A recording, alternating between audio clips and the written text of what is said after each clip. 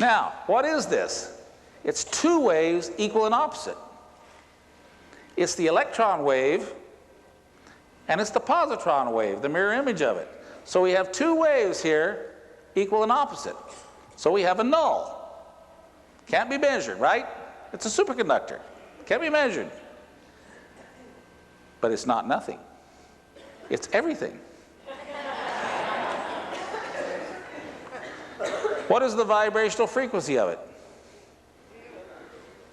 That's right. It's zero. Well, actually, it's not exactly zero. It has a width. A tiny little vibration that is exactly the vibration of the vacuum. It's called Planck's frequency. It is a frequency so far beyond anything we can imagine, we'll never produce it. Max Planck theorized exactly what it is. It's way, way, way, way up there. You go way past gamma, it's way up here someplace. Where does it come from, though? It's the near infrared. Where do you find it? Where does God live? It's right there in the near infrared. Well, what is the frequency? It's way the heck gone up there. But it actually is produced right here, within us all. That's where it emanates from, at the electromagnetic zero point. Between +1 and -1. Absolutely guarantee it. So where does he live? Right here within us. Where do you look for God? Go within yourself, because that's where you'll find it.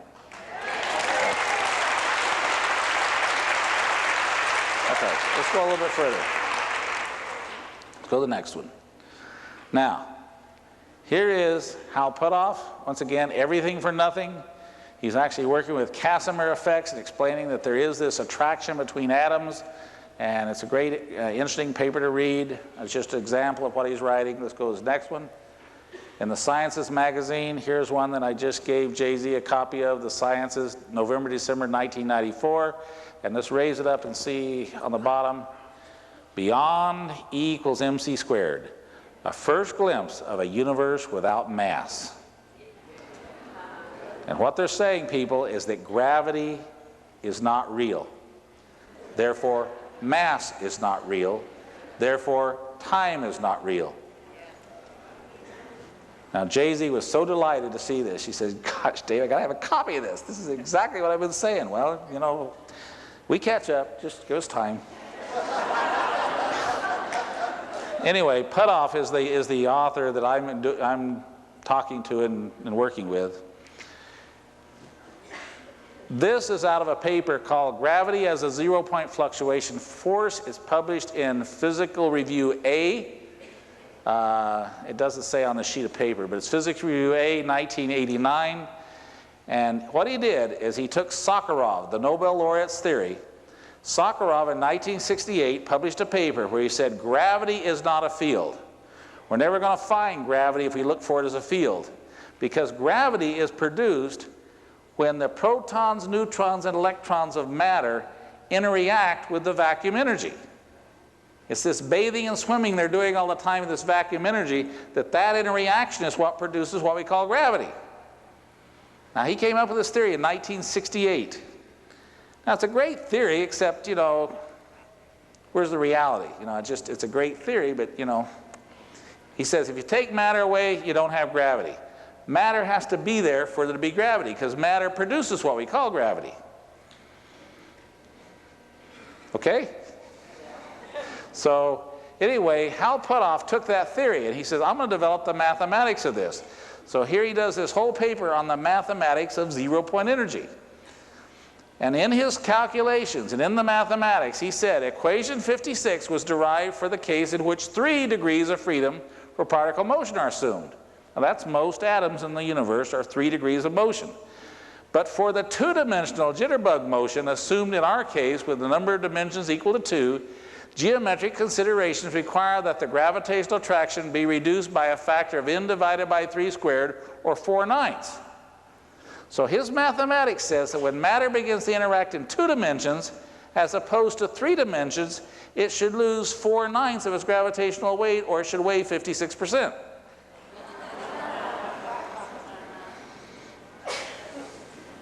Which is exactly what our stuff did. So I said, hey, this is really nifty. This is the way physics is supposed to work, people. You're supposed to write out a theory and then prove it experimentally. That's the way it's supposed to work. Unfortunately, it never works that way. What we do is we see something we can't explain, then we write physics to make it explain it. But in this case, they actually did it right. They actually theorized this, and our stuff actually weighs the 5/9. When it goes snow white, it loses 4/9 of its gravitational attraction. Now this is really important because these are the spirit atoms. These are the atoms that are in your body that flow the light of life. These are the atoms that are 5/9 here and 4/9 in the 5th dimension, where all of us are connected. So the obvious question is, where does the 4/9 go? It's in the 5th dimension. Who's laughing at that? You think that's funny? You know, it's real simple. You got 5/9 here. Where's the 4/9? What's in the 5th dimension? So your 5/9 here and your 4/9 gone. Or if you like it better, let's just say your 4/9 with God. Does that make you feel more comfortable? Your 4/9 with God, where all of us are with Him in that same place. Okay? So if you think about somebody over there, there is a connection of 4/9 of you, your spirit, with them. Right? Okay. So there's the physical connection with people through the 5th dimension. Now let's go a little further with what Hal showed me when I was down there. This is out of Classical Quantum Gravity, Volume 11, 1994. The warp drive hyper-fast travel within general relativity. It is now shown within the framework of general relativity and without the introduction of wormholes, it is possible to modify a space-time in a way that allows a spaceship to travel with an arbitrarily large speed by a purely local expansion of space-time behind the spaceship and an opposite contraction in front of it. Motion faster than the speed of light as seen by observers outside the disturbed region is possible. The resulting distortion is reminiscent of a warp drive of science fiction. However, just as happens with wormholes, exotic matter will be needed in order to generate a distortion of space-time like the ones discussed here. So what we got to get is exotic matter. What's exotic matter? Matter that has less than its true gravitational attraction. So he shows me, he says, Dave, look here. He said, here is space-time. It can be depicted graphically. And he says, when you lose gravitational attraction, it's gravity that determines your space-time. So literally, when you lose 4/9 of your gravitational attraction, you're actually bending space-time. You know, I never thought about that. You're right. You're bending space-time. And he says, well, Dave, even better yet, he says, what we really need is a material that has no gravitational attraction at all. A material that weighs less than nothing. Exotic matter. Pure and simple. Less than nothing. And I said, well, look at my graphs, look at my charts. And I showed him the graphs I showed you guys. And he looked at me and he says, Dave, when it weighs less than nothing, you shouldn't be able to see it. I said, that's right, that's right. He says, you know why you can't see it? It's no longer in these 3 dimensions. It has withdrawn all into the 5th dimension.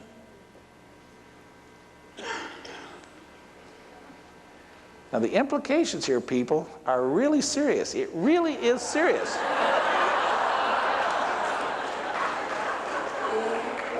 Let's go to the next one. I know, you already know about this. Yeah, here is Putoff's. He's actually commenting on this article about Miguel Albuquerque. He's talking about his paper. He's talking about the theory. Let's go to his summary, the very last page here, the next one. It actually says, therefore, the proper conclusion to be drawn by consideration of engineered metric vacuum energy effects is that with sufficient technological means as to appear magic at present, or to use Arthur C. Clarke's phrase characterizing a highly advanced technological civilization, travel at speeds exceeding the conventional velocity of light could occur without the violation of fundamental physical laws. And we might add, this could in principle be done without recourse to concepts as extreme as wormhole transversal. However, clearly exotic matter field states, e.g. macroscopic Casimir-like negative energy density vacuum states, which is exactly what I showed you, less than no gravitational attraction. As a result, the possibility of reduced time interstellar travel, either by advanced extraterrestrial civilizations at present or ourselves in the future, is not, as naive consideration might hold, fundamentally constrained by physical principles.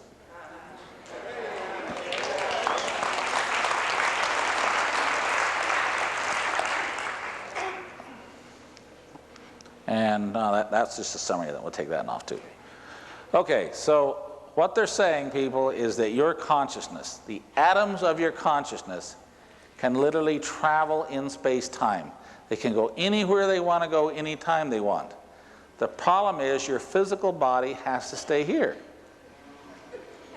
Now, the ancient Egyptians, I think, understood this better than anybody. They said we have a physical body that we must feed physical food to so we can grow and become what we're meant to be.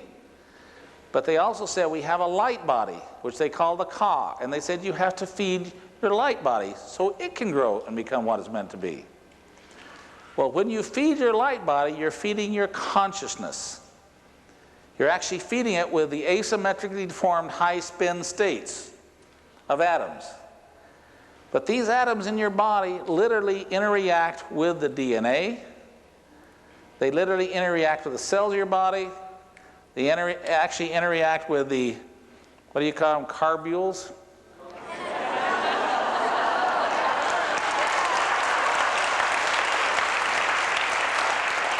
And when you understand that when they are sufficient density in your body, so that quantum coherence occurs, that literally everything begins to act as one. And they are capable of totally bending space-time. Totally bending space-time, where even your material body disappears.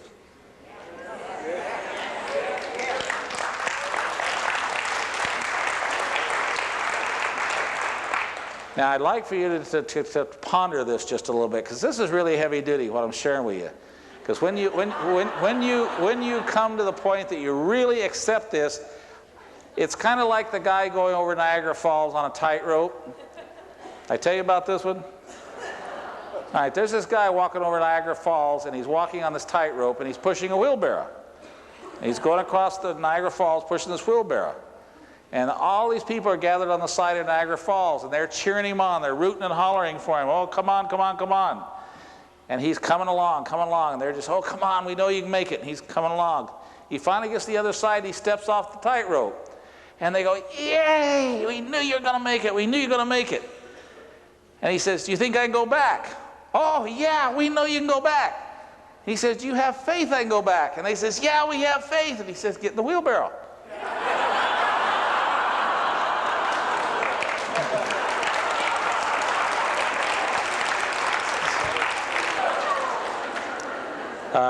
There's just, you need to see how I learned about this information and how I came to be interested in it.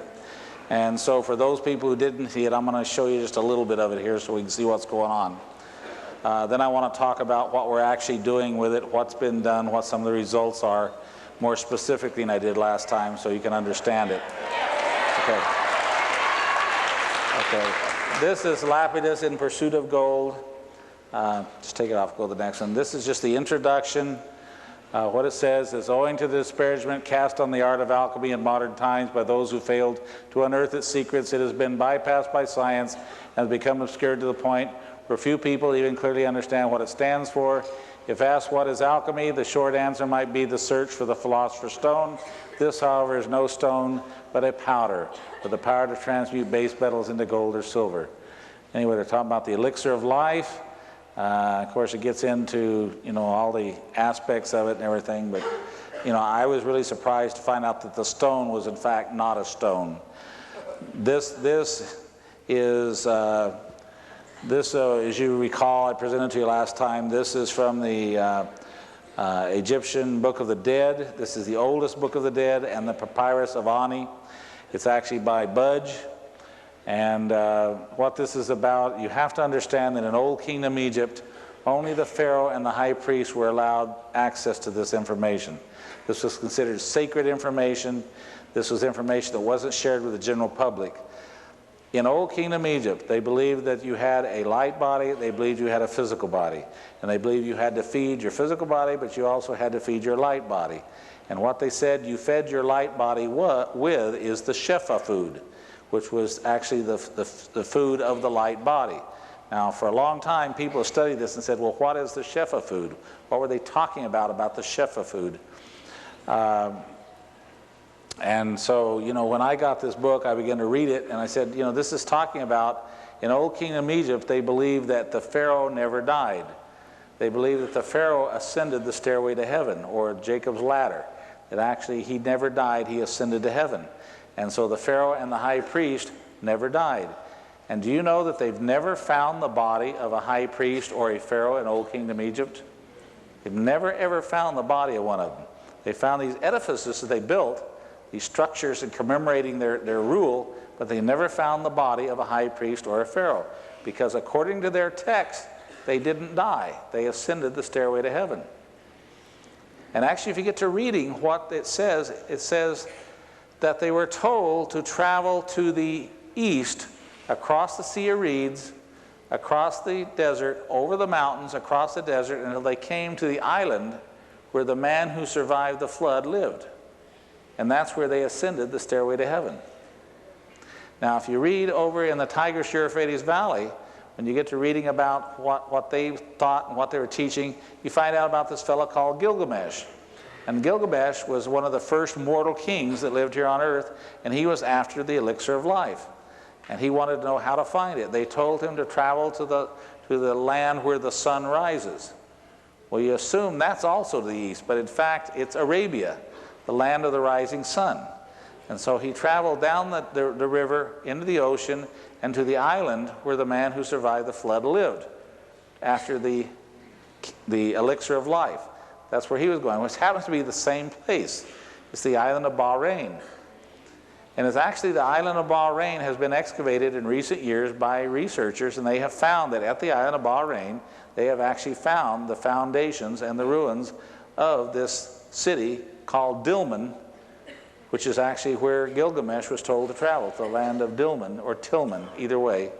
And this is where you got the key to immortality, where Noah, as we know him, actually lived.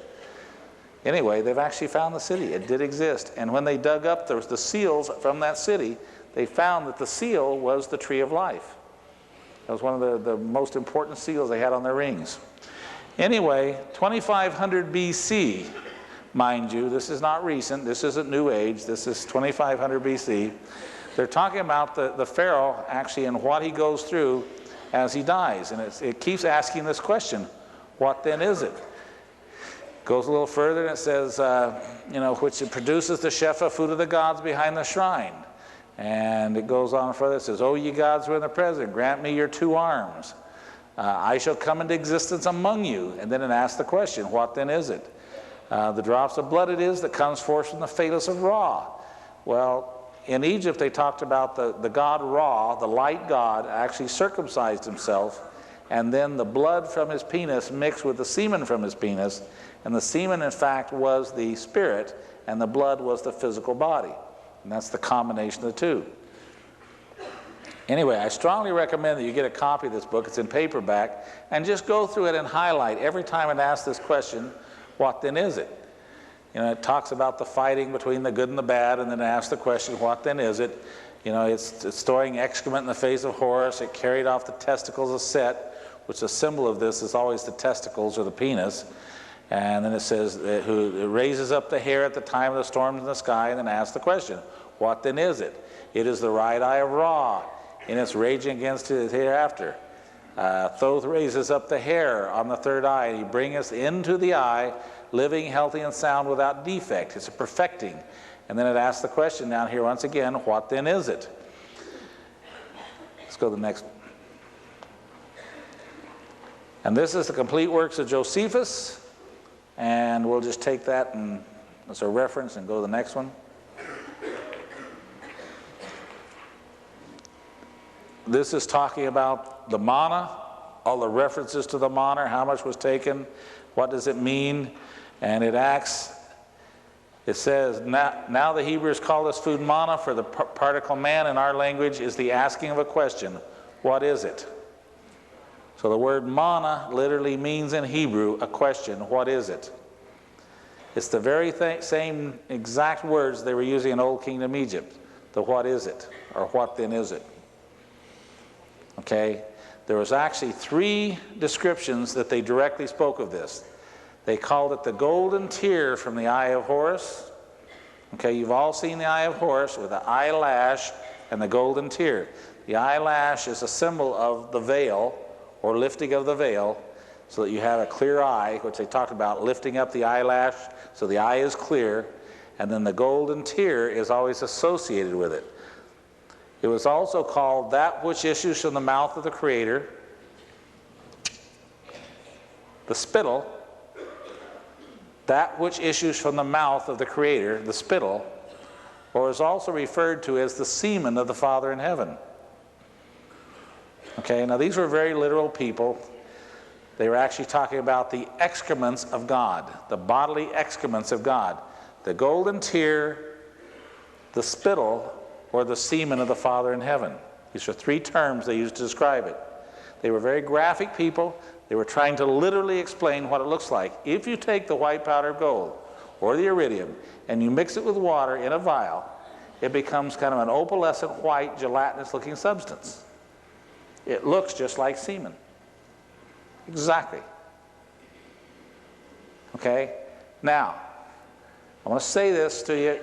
How many times have you heard, cleanse yourself, purify yourself, prepare yourself like a bride in the bridal chamber to receive the Father?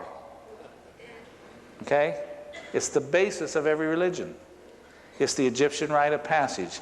Cleanse yourself, purify yourself, prepare yourself to receive the Father in the bridal chamber. What happens in the bridal chamber? You become, the marriage is consummated, you become inseminated. And literally the semen of the Father in heaven goes into your body and cleanses and purifies and perfects all of the tissue, all of the cells, all of the damage from carcinogens. Everything is perfected as it's meant to be in your prime. And you are born again as a son of God, not a son of man. Okay, that is it, people. That is it verbatim. And it comes from 3000 BC. Did you know over in the Tigris-Euphrates Valley that when Zecharia Sitchin was doing his research over there, that the gods were always depicted as having horns? The gods were always depicted as having horns. What did the horn stand for? The word hue is the high frequency sound. H-U-E. We are the human, the man who can hear the sound. What's the horn? It's a symbol of bringing the sound from up here down into the brain. This is the symbol for the gods, the ones who could hear the sound. The sound came down in their brain. Okay? It's the opening of the 8th chakra. And it's always depicted as 2 horns. Did you know that Moses, when they were doing the chapel seating, what they call it, the Sistine Chapel, that he wanted to paint horns on Moses' head? Because in the Bible it says he was horny. And he wanted to put the horns on his head, and the Pope just says, no way. That's Satan. We can't have that. Well, you know, what they didn't understand is what the symbolism stood for, what it meant. And it was one who could hear the sound. Okay? Let's go to the next slide.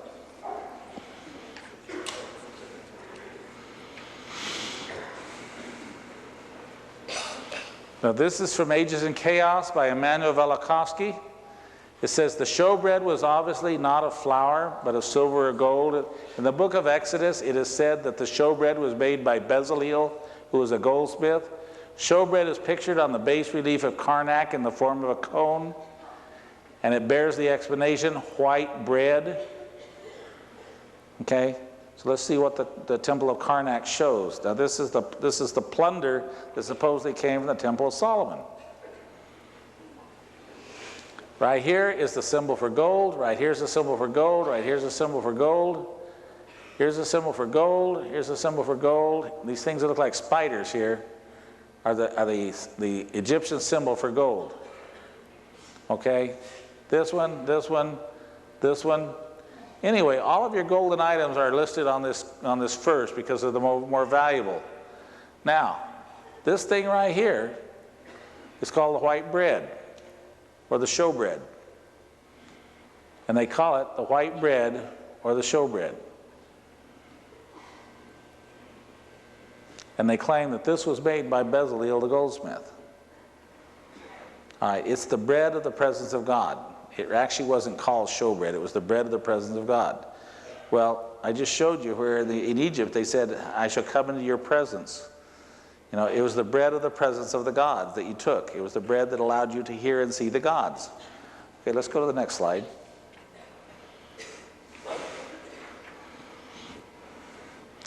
Now, this is Stairway to Heaven by Zechariah Sitchin.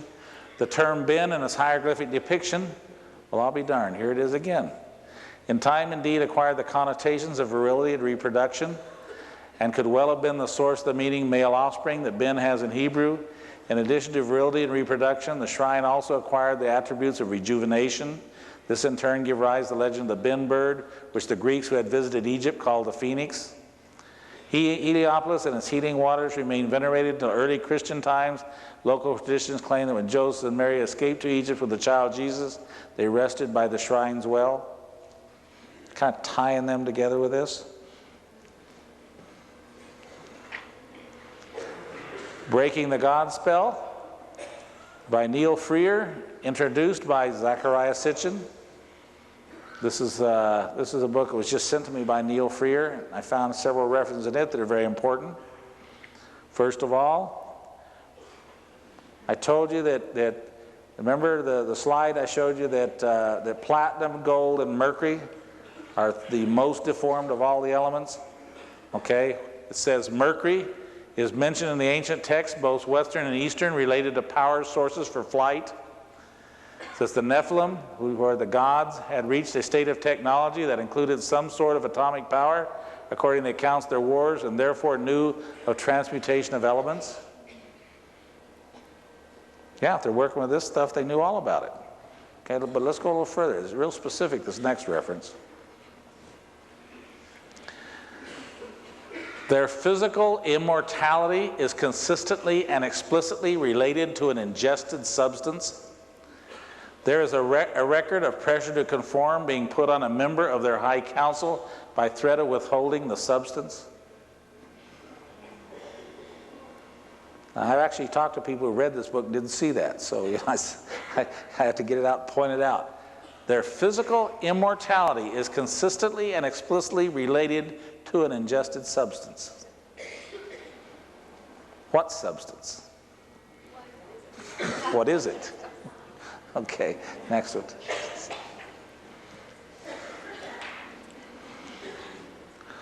Okay, the animal is not adored but revered as the incarnation of a specific function of which it is a symbol. Thus, Anubis as a black jackal is portrayed lying on a closed treasure chest under the title of guardian of the secret. Treated as netter, however, the Anubis is simply depicted as a jackal's head on a human body because the function characterizing the jackal is the netter of digestion, an essential function of life. Okay, here's the picture. The jackal, Anubis as Apawat, the opener of the ways, lying on the chest as guardian of the secret. The king offers him white bread, that is white nourishment. Everybody see that? You know, picture's worth 1,000 words. If the Anubis is the digestive system, the king is offering the shefa food, if you will, or the what is it, to the Anubis or the digestive system. Now, you know, that's so clear. It's so obvious what that's saying once you know what that thing is. Now, what is that? It just happens to be, if you measure the base of it and you measure the height of it, it's 2.6 high by 1 bottom, or 2.6 to 1 deformation. How did they know that? Anyway, let's go to the next one.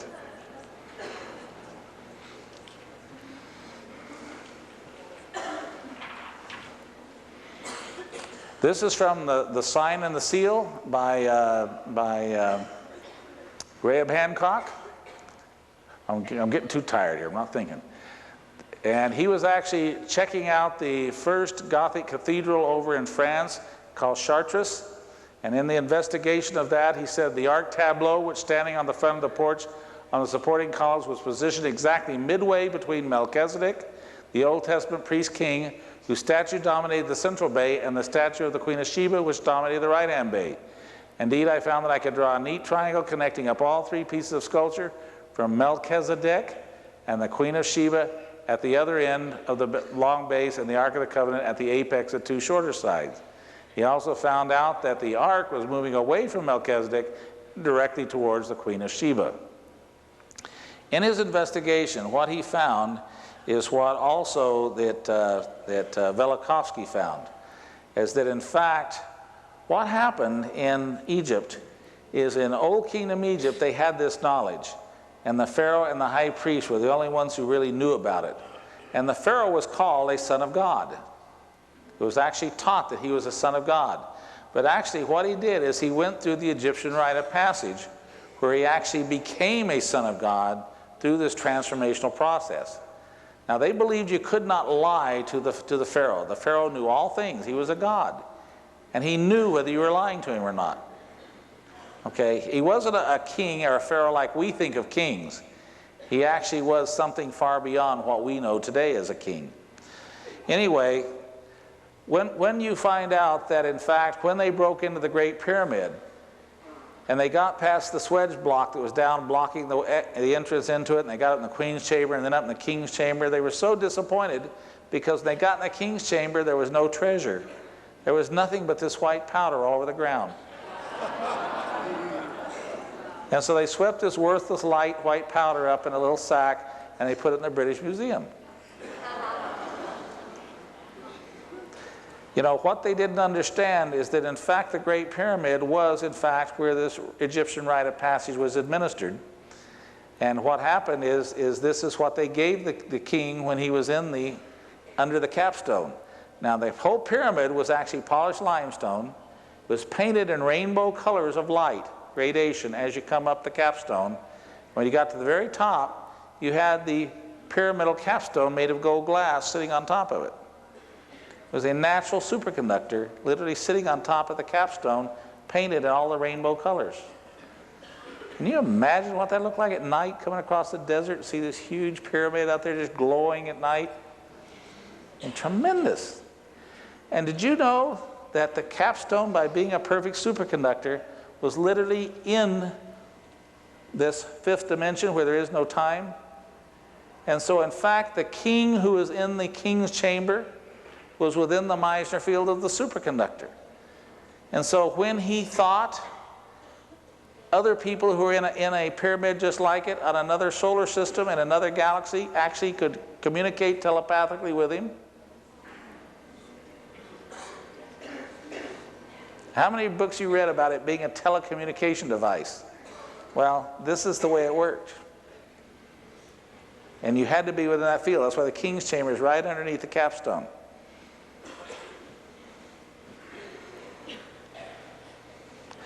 Okay, let's go to the next slide.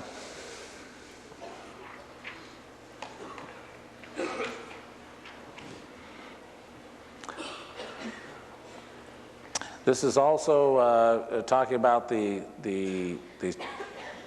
chalice he had. It said that the chalice and the object within it thus meant to represent the bread and the wine, the symbols of the Eucharist. And another caption, its photograph of the statue with these words, Melchizedek bearing the grail cup out of which comes the stone. Now that's actually the caption on in the Cathedral of Chartres, where it's the only chapel that has a statue of Melchizedek. And he's holding a grail, and in the grail is the stone. Okay, who is Melchizedek? Melchizedek was one of the sons of Noah. He was Shem. It says in the Bible that Melchizedek had no earthly father or earthly mother. He had been born again as the Son of God. He lived 900 and some years. Okay, he had no earthly father or earthly mother because he had been born again. So he was Melchizedek. And that's the basis of the Melchizedek priesthood. Because it's named after it. It goes down through Abraham into Egypt, back out of Egypt with Moses, then down to the time of the first temple and the destruction of the first temple. I went to Rabbi Plotkin at Temple Beth Israel in Phoenix. I said, Rabbi, have you ever heard of the white powdered gold? He says, oh yeah, Dave. But so as far as we know, no one's known how to make it since the destruction of the first temple. And I said, would it bother you if you found out I had the U.S. and worldwide patent position on it?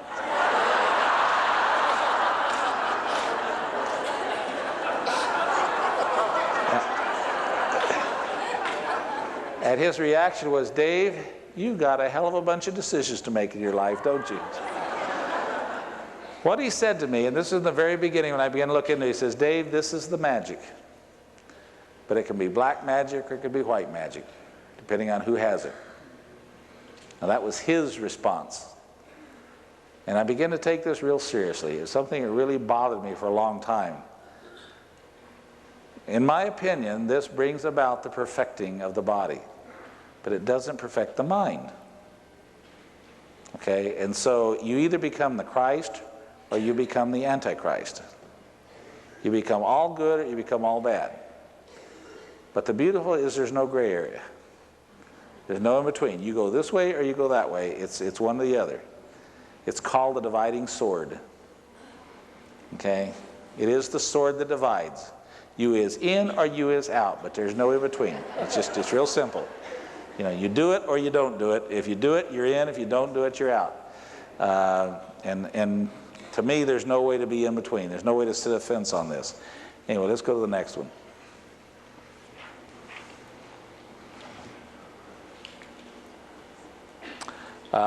He was doing work on finding history about this. He found a book published in London in 1884 by the Religious Tract Society entitled Fresh Light from the Ancient Monuments. It was written by A.H. Sayce, who was Deputy Professor of Philology at Oxford University. Remembering that E.A. Wallace Budge, one of the great authorities on Egyptian religion, which is what I told you wrote the Papyrus of Ani, had held Sayce in the highest regard, describing him as a distinguished scholar, I opened the book to a chapter entitled The Exodus Out of Egypt and read that in Sayce's opinion, the law and ritual of the Israelites had been derived from many sources. Amongst these were various festivals and fasts in which the gods were carried in processions in ships, which, as we learn from the sculptures, resembled in form the Hebrew Ark and were borne on men's shoulders by means of staves. But you remember looking at where we showed the guardian of the secret, it looked just like the Ark of the Covenant with staves and a box and the apple-wad on top of it. Encouraged by the support for my speculations that the distinguished 19th century professor had given me, I looked further through the reference books at my disposal and was able to confirm that ship-like arks carried during the Apet ceremonies had indeed contained gods, or rather small statues of various deities in the Egyptian pantheons. These statues had been made of stone, and thus it seemed to me were not far removed in concept from the stone tablets of the testimony that had supposedly been lodged inside the Ark of the Covenant and that the Israelites had regarded as embodying their God. As one Hebrew scholar put it in a seminal paper published in the 1920s, the tradition of the two sacred stone tablets within the Ark would point strongly to the conclusion that the original contents of the Ark must have been a sacred stone, which was either conceived of as the deity himself or as the object in which the deity was thought to reside permanently. Now, in the Bible, it talks about that the Ark of the Covenant actually levitated, and people had to hang on to it to keep it from floating away.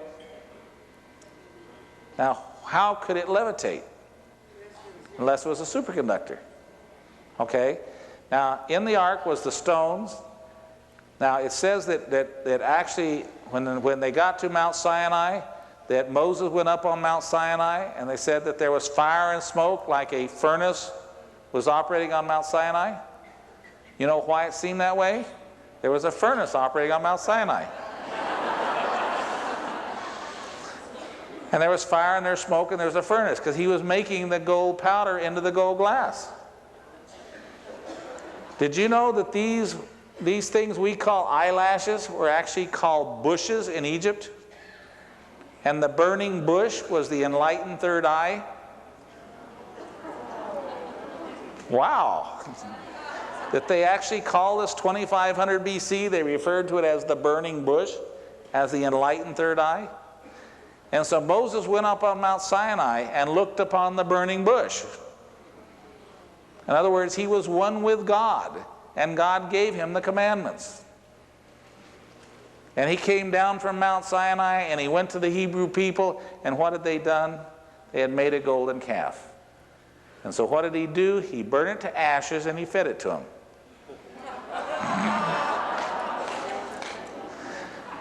Now, if you actually read Exodus, it's like there's two books. There's a time up to Mount Sinai when God dwelt with the covenant people. What does the word covenant mean? To eat bread with. To eat bread with. The covenant people were to eat bread with God. Did you know there's only one hieroglyphic symbol on the Great Pyramid? One word. It's a hieroglyphic symbol. And it's on the third veil as you go into the king's chamber. It's the word bread. The whole Great Pyramid, and there's one word. It's called bread. Coincidence. And all they found was white powder in it. Anyway, it's interesting that in fact from the time of the Hebrew people having this white powder, that you have the period of the great prophets, you have the period of the first temple, you have the period through where literally David and Solomon ruled the world. They literally ran things all over the world. Before that, the Egyptians did.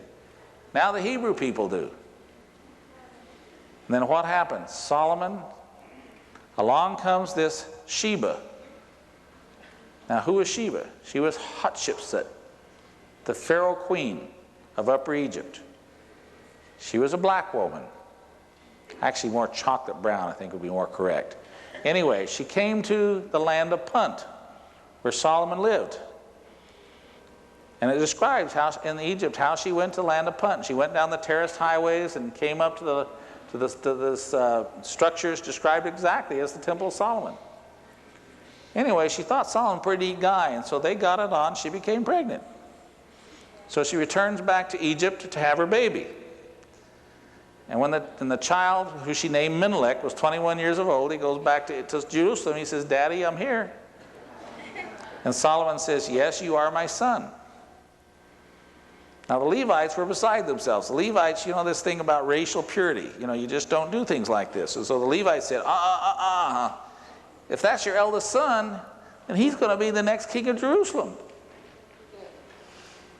The Levite says, you got to send him away, Solomon. You got to send him away. You can't let him be the king of Jerusalem. And Solomon, in his infinite wisdom, said, okay, if my son must leave, so must your eldest sons leave. And you know the Levites did it? They sent away their eldest sons because they didn't want this man who was half black, half white to be the king of Jerusalem. So, the eldest sons were the ones who blood right were to be the next high priest. And so what they do, they pick up the Ark of the Covenant and they take it out of the country with them. Well, by the time that the Levites realize what's happened, they get their army together, they go after them, and they're already into Egypt. And the army gets up there at the borders of Egypt, they say, whoa, wait a minute. Do we want to take the Hebrew army into Egypt after the son of the Pharaoh? No, I don't think so. They turn and went back. Well, they don't like to talk about this. They don't like to say, we screwed up, we lost the Ark of the Covenant. But in fact, it went to the island of Elephantine, where actually they built an exact duplicate of the Temple of Solomon, and they kept the Ark of the Covenant in the island of Elephantine. And you know that German researchers have excavated on the island of Elephantine and have found an exact duplicate of the Temple of Solomon. The foundations are exactly the dimensions of the Temple of Solomon. And there it was there for hundreds of years, and it finally was moved up into Ethiopia, where it's kept on an island out on a lake in Ethiopia. And that's where it was at the time the Templars were in Jerusalem. And that's where all the stories about the container of the essence of life come from, is about this castle out on this island, where the container of the essence of life. And when it presents itself, you must ask the right question. What is it? Anyway, let's see the next one.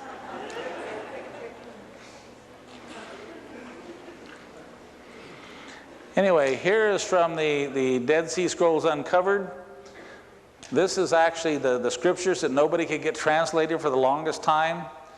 You know, they've had them for 35, 40 years. Nobody could translate them. And finally, Mrs. Bechtel smuggles them out of Jerusalem and turns them over to the universities and says, here they are. Well, Eisenman and Wise got copies of them, and within a year's time, they had them all translated. Anyway, he calls the Essenes and Zealots. The thing that was unique about them is they would not call any man Lord. So they could not submit to the rule of Caesar as being God here on earth. They said, we only have one God, and we can't call Caesar God. But by far the most important lines in Fragment 1, Column 1 are lines 6 through 8 and 11 through 13, referring to releasing the captives, making the blind see, raising up the downtrodden, and resurrecting the dead. The last illusion is not to be doubted. So who were the Essenes? Who were these Essenes that could resurrect the dead, make the blind see? These were the Melchizedek priests. That with the destruction of the first temple, the Ark of the Covenant was lost, that they literally took the sacred scriptures out in the desert and set up a monk-like community where they always dressed in white, and they said, we're not going to pervert the temple. We will wait here for the coming of the Messiah, that they knew by prophecy would come because they could see all truth. Now they literally could make the blind see and resurrect the dead.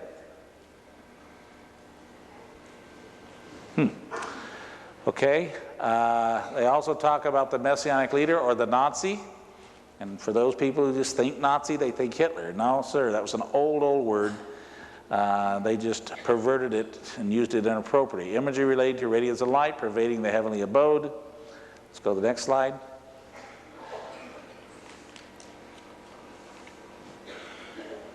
For those of you who followed the actual Dead Sea Scrolls, all the first Dead Sea Scrolls talked about the righteous teacher. And all this conjecture, was the righteous teacher Moses? Was the righteous teacher Christ? Was the righteous teacher a rabbi we don't know about? There was all this nervousness about who's the righteous teacher. Well, the violent ones of the Gentiles, and take vengeance on the wicked priest for what he did to the righteous teacher, i.e. swallowed him or destroyed him. Not only do they describe how the wicked priest pursued the righteous teacher to swallow or consume him. So you could swallow the teacher of righteousness. So was the teacher of righteousness a man? No. The teacher of righteousness was the Spirit. The teacher of righteousness was the Spirit. The teacher of the right thing was the Spirit. Because you can sin against God and you can be forgiven. And you can sin against Christ and be forgiven. There's only one unforgivable sin, and that's to sin against the Spirit or the Holy Ghost. Because in fact the Spirit, when you are filled with the Spirit, as the high priest who went behind the veil of the Holy Ghost, partook of the bread of the presence of God, he was filled with the Spirit and he knew all things. So to sin is a sin of knowingness. To sin is you know you're sinning when you sin. And so it's an unforgivable sin, because you know it's a sin when you do it. You understand? But the high priesthood has been gone since the last Melchizedek priest. It was actually James, Peter, and John. They were the last ones. Anyway, they also talk about here the Merkabah mysticism, which a lot of you know about. The Merkabah, love, spirit, soul. That's actually an Egyptian word, love, spirit, soul, Merkabah. Okay?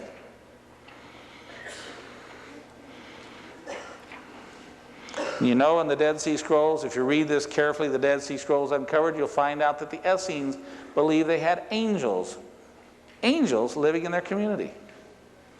And you find out that John the Baptist was an Essene, that many of the disciples were Essenes, and that Mary was an Essene. But in fact, Mary continued in the temple as a dove, educated there, and received her food from the hand of an angel. This is from the forgotten books of the Bible, from the time of Christ. That Mary was fed by an angel. She was actually raised as a high priest. You ever notice that Mary always has this halo about her when they always paint Mary? And Christ always has this halo? Poor Joseph, he don't get no halo. But see, Mary was the key here. Mary was filled with the light. Mary was raised as a high priest. Mary was filled with the Spirit. Mary had the teacher of righteousness. And it seems to take about 9 to 10 months for this transformational process to take place. And what's the gestation period? 9 months. And so when she became pregnant and the child developed and grew in her body in the light, when he was born a son of God on his birth. He was actually born a son of God on his birth. He did not have to go through the Egyptian rite of passage. Christ said, "Greater things than I have done, you shall do also." In other words, you too are to be a son of God. You too have that promise from Christ himself, that you too will be a son of God. In the end times, we're to be a nation of high priests, not an elect high priesthood. In the end times, we are to put on our crown and literally become one with God. And that's the promise that he made to us. Next one.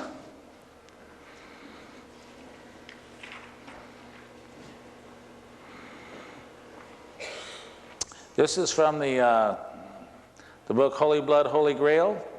Well, I know that many brave knights dwell with the Grail at Munslevet, or what do you pronounce it. Always when they ride out, as they often do so, as to seek adventure, they do so for their sins, these Templars. Whether the reward be defeat or victory, a valiant host lives there, and I will tell you how they are sustained. They live from a stone of purest kind. If you do not know it, it shall here be named to you. It is called the lapsus elixis. By the power of that stone, the phoenix burns to ashes, but the ashes give him life again. Thus does the phoenix molt and changes plumage, which afterwards is bright and shining and as lovely as before.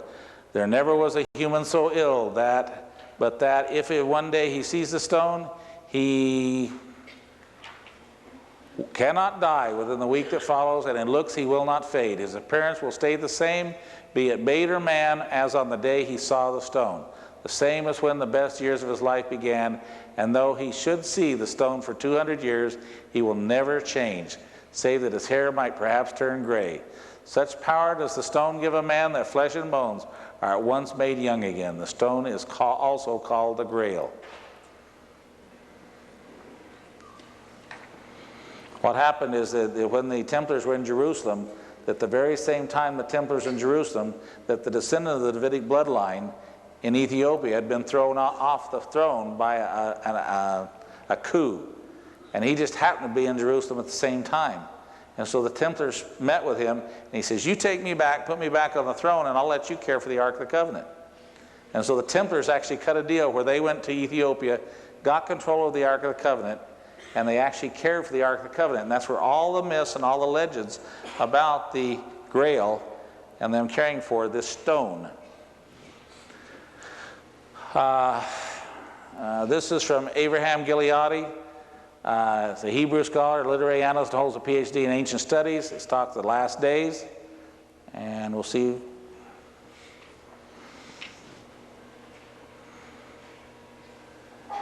I have concluded the arm of the Lord refers to a servant of the Lord who is a descendant of David, who precedes Jesus' second coming. That servant is known in the book of Isaiah by a number of metaphors, particularly the ensign and the arm. Through the instrumentality of the servant, the same restoration of Israel and Judah that the prophet Joseph Smith attributes to a latter-day David. Israel and Judah's conversion and restoration, Joseph predicted, will occur in a day of power. According to the 2 Isaiah chapters, a servant of the Lord who at first is hidden from the world, but whom the Lord reveals will gather and restore latter-day Israel. In that task, righteous Gentiles will assist him, and that the Lord's servant performs when the Gentiles assist him. It says, such a servant will not announce himself, but will be called of God, as was David anciently through the prophet Samuel.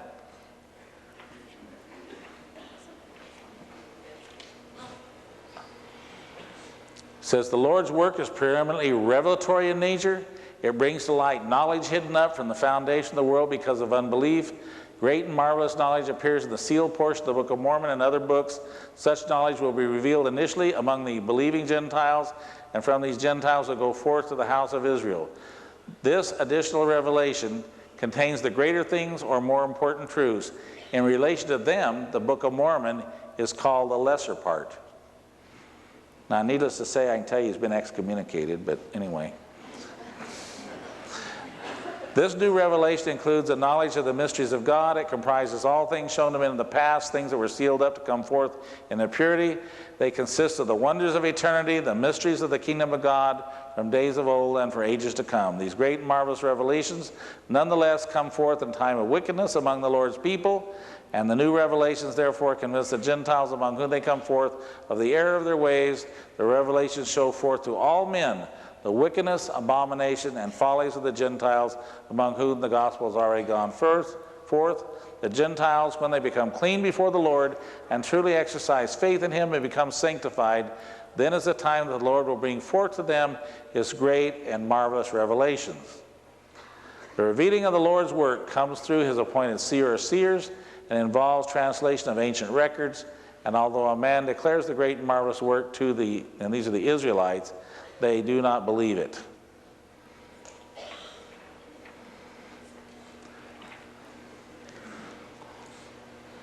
Okay, I told you that I found out that the Hebrew word for the golden tree was ormus.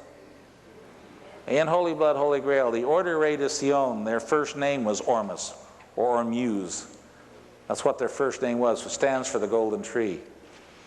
Okay, in Holy Blood, Holy Grail, they also talk about the family. The family is actually the Davidic bloodline, and it originates from the covenant made with David that he and his descendants would be kings forever. That's why Christ supposedly had to be of the Davidic bloodline. Okay? But what this shows you is the families that they've traced over there in Europe that are actually those who rule by divine right, which means they're a descendant of David, where they can show their lineage came from David through Joseph Arimatheus and his daughter Anne the Jew, which is where the Duran-Jew family came from. Anyway, the Dayan-Jews come down, they split into the De Lorraines and the De Guises. And the De Guises come on down to Henri de Guise through Marie de Guise, Mary Queen of Scots, but anyway, it comes on down like this.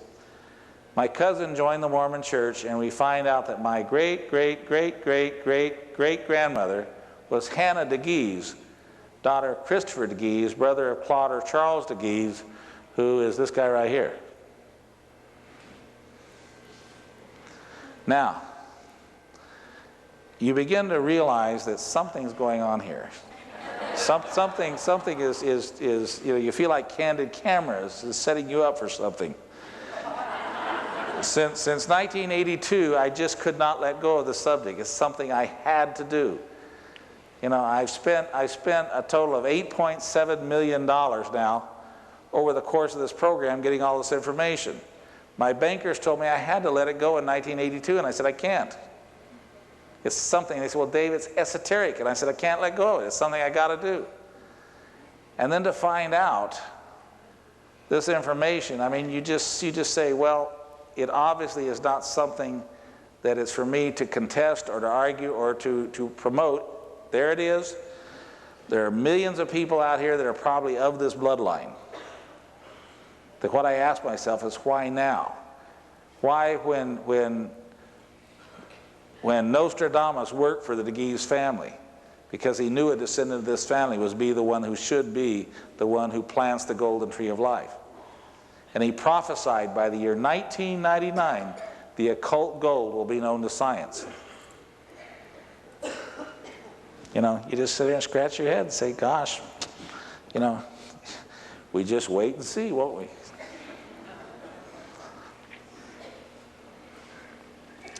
This is Conversations with Nostradamus. Why don't we just skip on over this one? We just go to, we don't need this. We'll just go, this has got a bunch of stuff, but we covered it before. I think the most important one is the last one here, which is actually, no, the next page. No, next page. And no reference. Should be a reference for that.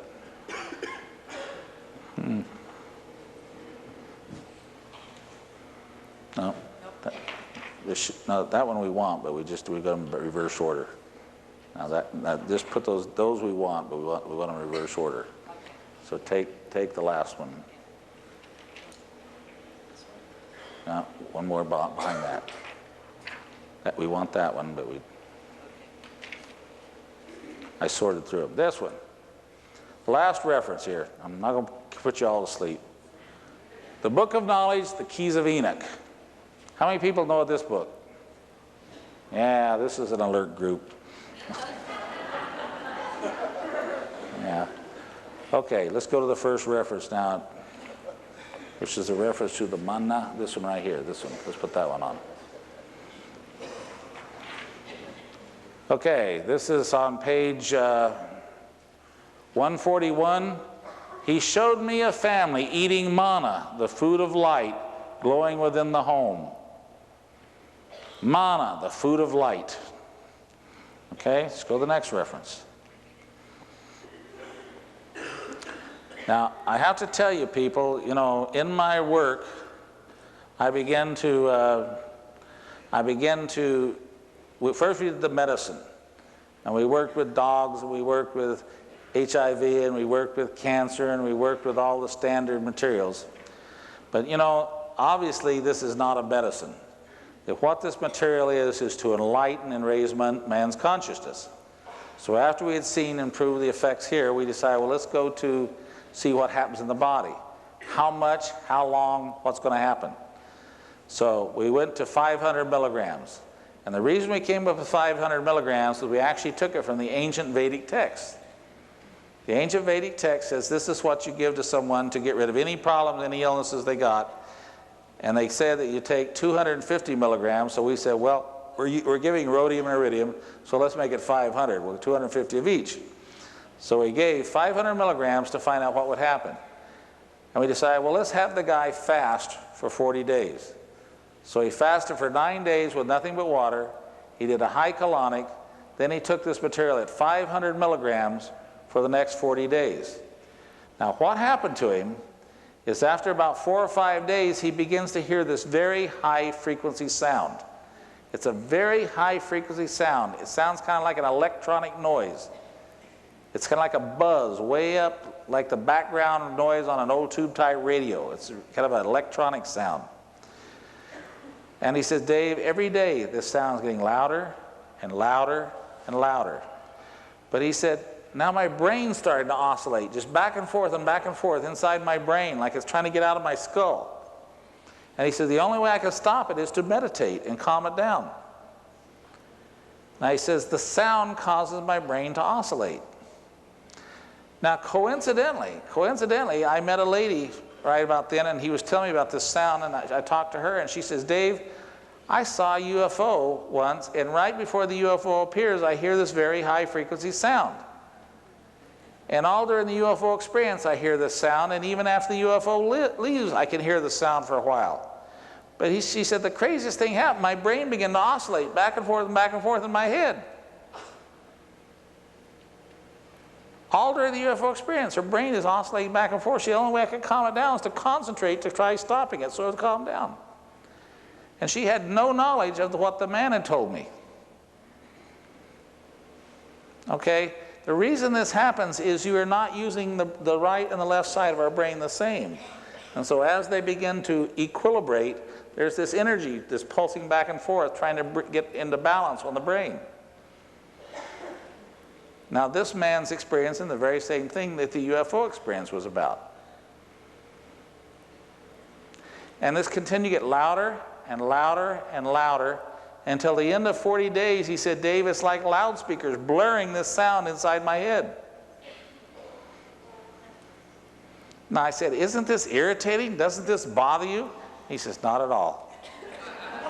He said, you just want to go within that sound and just meditate and dwell within the sound. It's kind of like a focal point that allows you to forget everything else around you.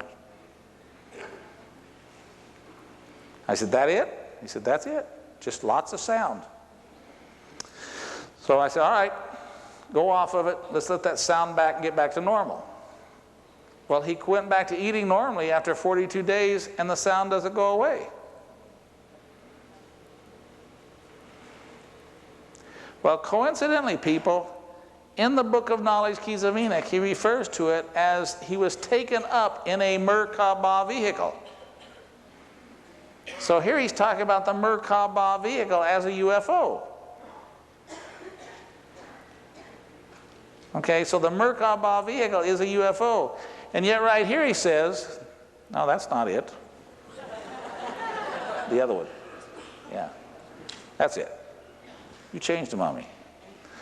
Through a projection of light coming from the recorder cell or Merkabah activity, selected individuals can be reconnected with the Adam Kadmon, or the original condition man was created to be in before the fall, image, through a resonance operating through hyperdimensional space.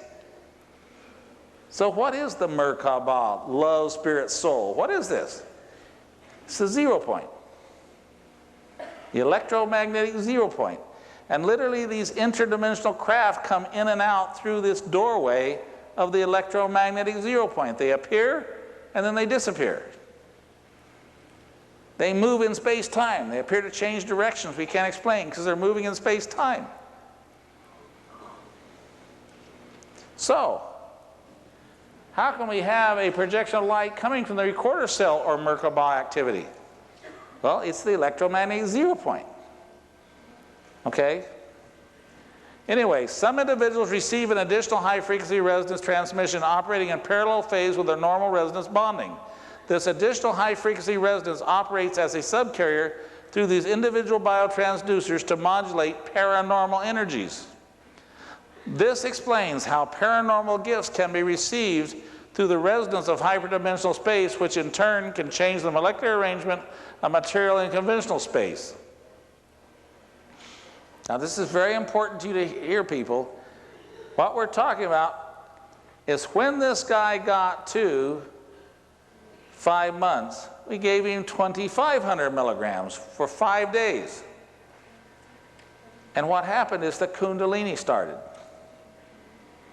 He was just laying there in bed after having sex. He's just nice and relaxed and enjoying the afterglow, and all of a sudden here comes the Kundalini. He never had it before.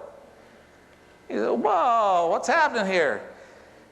You know, for a woman it might have been all right. For a man, this is really confusing. You know, there's no erection, there's nothing, and yet it's going on. And he was all confused. He's embarrassed. In fact, he wouldn't tell me about it first. He didn't know what was going on. Anyway, he said it got to happening more often and more often and more often. He actually got up where he was having the Kundalini experience 10 times a day. He said, Dave, you just be walking down the street, and all of a sudden here it'd come.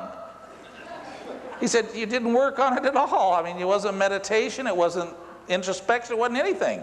It just happens without even working. Anyway, by adjusting the conventional resonance patterns, there can be a molecular infall or biolocation, and through hyperconjugation or no bond resonance, the release of tremendous energy results in the change in molecular structure, e.g. melting of structure, discorporation, reincorporation of form, and so on. So, what happens when you have the Kundalini? Tremendous heat comes out of your body. Tremendous heat. In fact, you're sitting down, it can burn your seat. If you're laying down, it can burn your back. You actually get sores and welts. There's so much heat coming out of your body. I believe, and this is my personal opinion, but I believe that you continue to take this material until you can get the Kundalini energy to sustain itself continually. So it doesn't end, it's just continuous, all day long, all night long. And what happens is, at that point, you literally pass through it and out the other side. At that point, you literally achieve this condition of perfect phase conjugation in the body, everywhere. And literally, your whole body begins to function as a single atom. Okay, at that point, you have shrunken your molecular body down and climbed inside the atom, where time goes backwards and time goes forward the same. That this perfect superconducting body has literally become a single atom, and you are now an immortal. There is no time anymore. And this phase conjugation wave is what you must achieve. You must get enough of this in your body that there's perfect phase conjugation, and literally you become the perfected being. And you must pass through the kundalini and out the other side, and there's no sensation anymore of the kundalini. You literally have achieved a state where there is no time as we know it. There is no time forward, there is no time backwards. You literally become timeless. And from that point, people, where there is no time, there is nothing that we know in this material world can explain that condition, except you can see everything from that perspective. You can see the future, you can see the past, you can know the hearts and minds of others. It's just it's like up on top of a mountaintop where you can see in all directions from that point. There's just a knowing that you have at that point.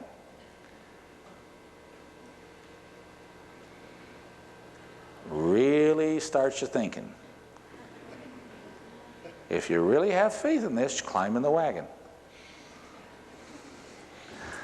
Anyway, moreover, as this high-frequency resonance becomes aligned with the biotransducer system of the body, the 7 chakras can be completely transfigured into the divine image.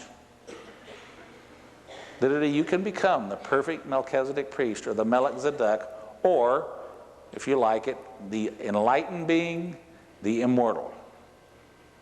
Okay? That's what you can achieve. At that point, all the chakras disappear, and you literally become the quantum one, the singularity, the I am. One in the Godhead, one in the body of Christ, one with the cosmic consciousness, one with all knowledge and understanding. You know, the Hebrews, they talk about the descent, the 333, the 666, the 999, back to the 12, 12, 12. That's the cycle they talk about.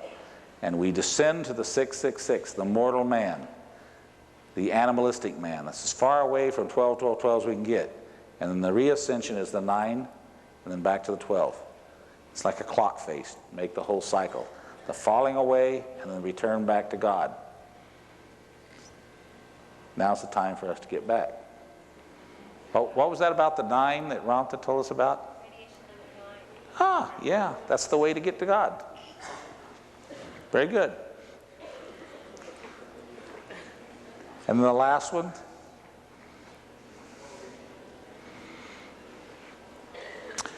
Right here, this book was written in 1975, and he says, at this time, man can remove the orbital shells of electrons and positrons as quantum corpuscles of light. People in 1975, they did not know how to remove positrons without them being annihilated instantaneously. A positron is an antimatter electron. It annihilates instantaneously on production. The only way it can exist as a quantum corpuscle of light is it must be under the positive screening potential of a high-spin nucleus.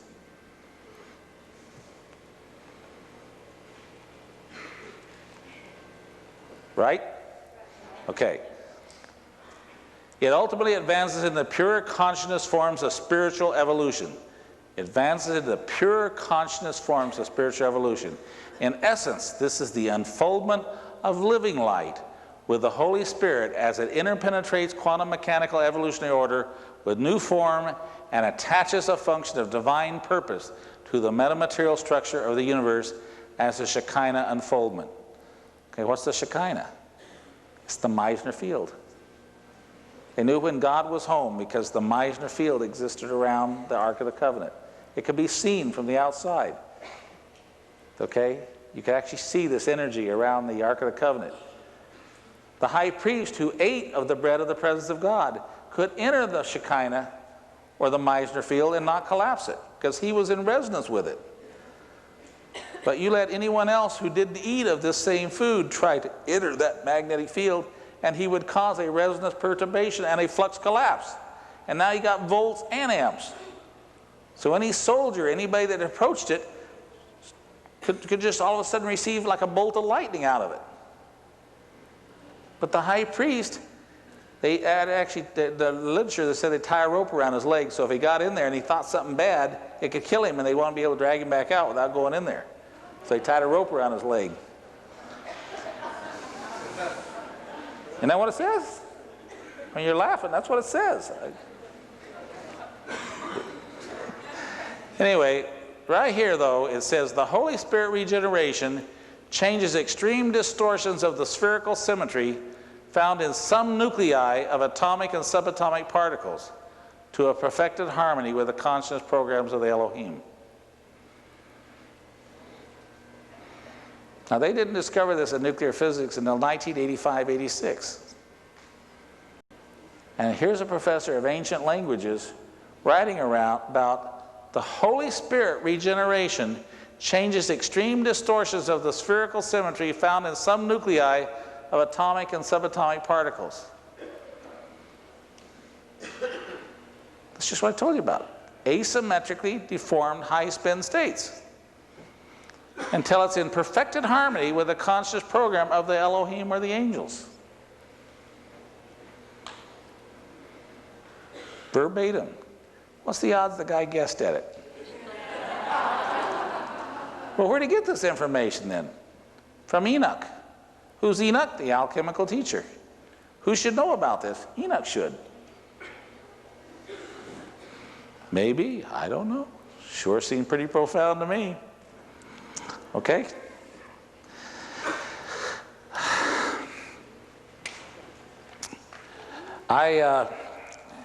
In reviewing some of these tapes that I understand were shared with you, I find it very profound. One of the things that have always bothered me is when we give the rhodium and iridium to people, we monitor their urine. And we find that 80% of the rhodium is actually taken through their kidneys and comes out in the urine. But the iridium doesn't come out. The iridium does not dissolve in the hydrochloric acid of the stomach at all. Now, there's a couple of things we've learned. The iridium seems to go into the acupuncture system and be associated with the spinal cord and the pituitary gland. Okay? Iridium is the densest, heaviest element known to man. Okay? It and osmium are the two real heavy ones. They're 22.4, 22.43, I think. Anyway, compared to gold, it's around 18.6 to 19.3, depending on which book you read. But iridium is very dense and very heavy. It seems to be the ultimate material. Gold seems to be the perfected one, the one that has the perfect proportion. If I was to make a conjecture, I believe that gold is associated with the pineal gland. I believe that iridium is associated with the pituitary gland. But we do know that rhodium is associated with the thymus. We know that when you take rhodium over a month and a half, that your thymus grows by 40%.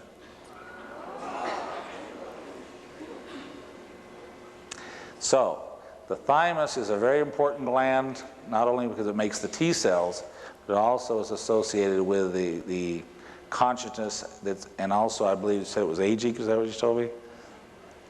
Anyway, we do know that the thymus normally shrinks from age 12 on, and yet we find after a month and a half of taking this rhodium that in fact it grows by 40%.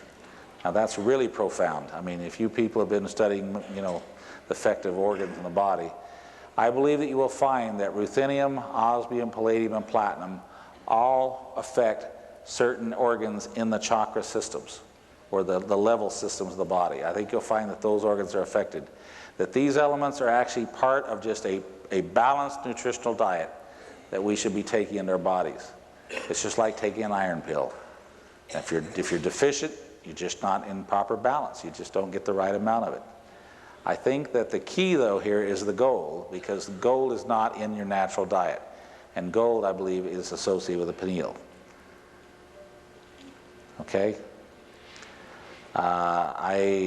The concept here that we're working with, that in fact, when this guy got to the point that he began to have the Kundalini experience, he was also beginning to see these light beings. And these light beings literally were coming to him on a regular basis, and they were conveying information to him. They were teaching him. Now, I asked him, you know, well, what were they conveying? What was it about? And he said, well, one time Methuselah comes to him. And I said, wait a minute, how do you know it's Methuselah? He says, Dave, you just know. You know who they are. They never speak. They never open their mouth. But he said they actually are teaching you, training you, preparing you for what you have to do. And he said, Dave, we actually got to a point where I actually have started having sex with the angels. I said, wait a minute. You told me you didn't know if they were male or female. And he said, well, I still don't. He says, it isn't sex the way we think of sex. It's total union in heart and mind. Okay? Total union of heart and mind. Now, these people get to where they're so sensitive to other people's thoughts and other people's thinking that they literally begin to become very nervous if they're around too many people who are not thinking like them. And I've seen that in the relationship between males and females, that the relationship begins to move to different levels. And it's very important that both people involved in the relationship are totally aware of what's happening and agree to it. But I really believe that what I've seen is that these people can see, they can literally cut cards and know the suit and the number. They can tell you who will come to see them 3 and 4 days in advance, what they're going to want to talk about, what they're going to want to discuss. And these things are not explainable by science. There's no way the standard physical science can explain this. The only way you can know this is if you are altering time. And when you understand that the consciousness resides where there is no time, as we know it. But as the spirit body grows and grows and grows until this light body is as large as or larger than the physical body, now the physical body is under the control of the light body. That once the light body exceeds the size of the material body, that you get around at this perfect Meissner field, where no external magnetic field can penetrate the physical body. And at that point, you are in this world, but you're not of this world. Okay, you are there, but you're not really part of the world. And at that point, you literally can levitate, you can biolocate, you can disappear here and reappear over there. Because you really are not separated like it appears to you. It's just literally going to light and disappearing and reappearing back as light and solidifying over there. Anywhere that your mind can think you would like to be, you can go in your mind, but now your physical body has to go with you. Pretty incredible.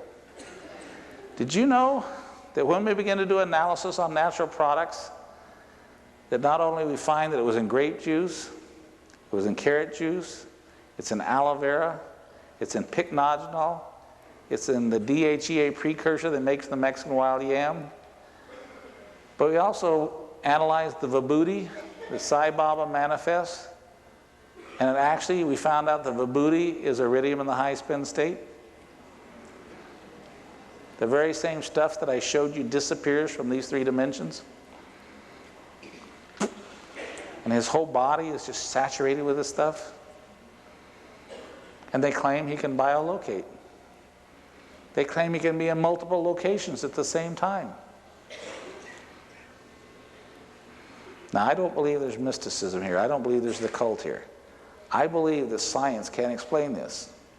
And it's my opinion that he is eating that ash that comes from the sacred pyres.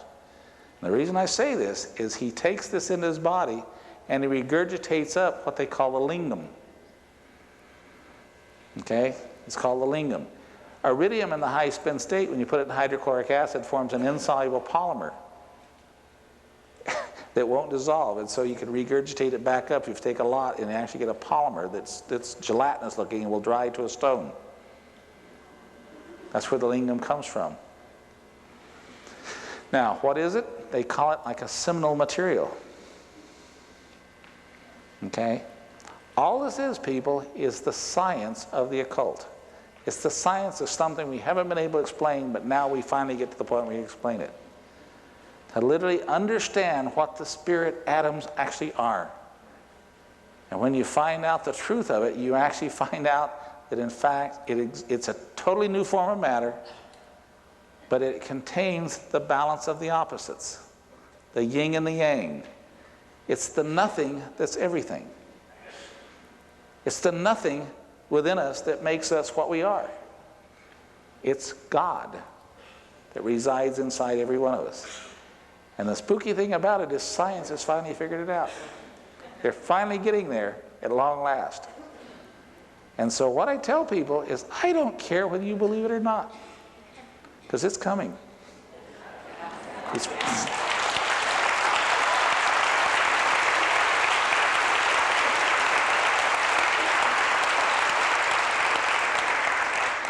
You know, it is in fact the spirit atoms. And so I think that I need to tell you again that is in fact what I've came up with. I wrestled this for years. When I began to do these presentations to people, I couldn't figure out how that I was ever going to raise the money to get this plant built. I'd spent all my money getting this technology developed, but I didn't know how to get the plant built. And I figured I would find somebody who'd put up the money and there'd be no problem at all, and I couldn't find a single wealthy investor.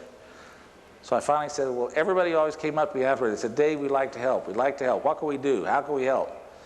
So what I've done is, and some of you have already heard this, but I'm going to repeat it again, is I've actually organized a company called Ormus, the Limited Liability Corporation. Ormus is an Arizona company. Ormus is going to own the plant. They own the office. They own the property where it's all going to be produced. It's called Ormus LLC. Ormus has allocated 25% of their production of this material to the Science of the Spirit Foundation. The Science of the Spirit Foundation is selling $500 memberships to people to raise the money to build a plant. The Science of the Spirit Foundation has members in the Science of the Spirit Foundation. So for $500, you can acquire 1/5,000th of the $2.5 million we're raising to build a plant. That's where we came up with the numbers. $500 times 5,000 is $2.5 million. So for a $500 contribution, you can buy one membership. For $1,000, you buy two memberships in the Science of the Spirit Foundation, and they will receive 1/5,000th of 25% of the production. If we produce 1 ton a day of rock, which is a teeny tiny little pilot, but if we produce 1 ton a day, we will have about 1,500 ounces of rhodium and iridium per day. 1,500 ounces times 31,000 milligrams means we'll have about 47 million milligrams per day. That divided by 5,000, by 1/4 means we'll have somewhere around 11 to 12 million milligrams per day that will go to the Science of the Spirit Foundation. That divided by 5,000 means 2,300 to 2,400 milligrams per day is what the allocation will be per membership, and that's a minimum allocation. In addition, you will get the platinum, the palladium, the ruthenium, the osmium, and the gold at the rate of 1/5,000th of 25% of the production. That will come every day into your account. It will not be distributed every day because I can't afford to do that. So we'll probably distribute about quarterly. Every 90 days, a shipment will be sent to your address of however many memberships you own. And you will get the rhodium, the iridium, the platinum, palladium, the ruthenium, the osmium, and the gold. Okay? You have 3 options. You can take the sacramental material, which cannot be analyzed by any commercial laboratory, so it has no commercial value. You can donate the material to science, and I will equal your donation by doubling it.